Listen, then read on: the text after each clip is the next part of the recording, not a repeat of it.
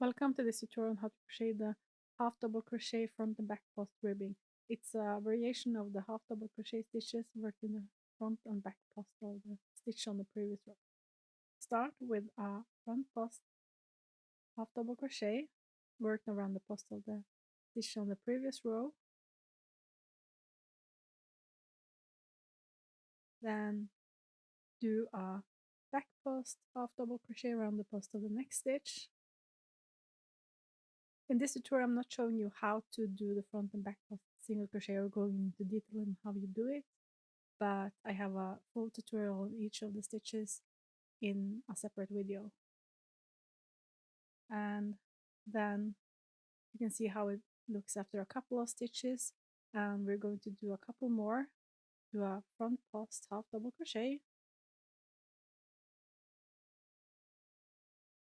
then do a back post half double crochet. And if you continue repeating a front post half double crochet, then a back post half double crochet, you're going to create beautiful crochet ribbing with these stitches.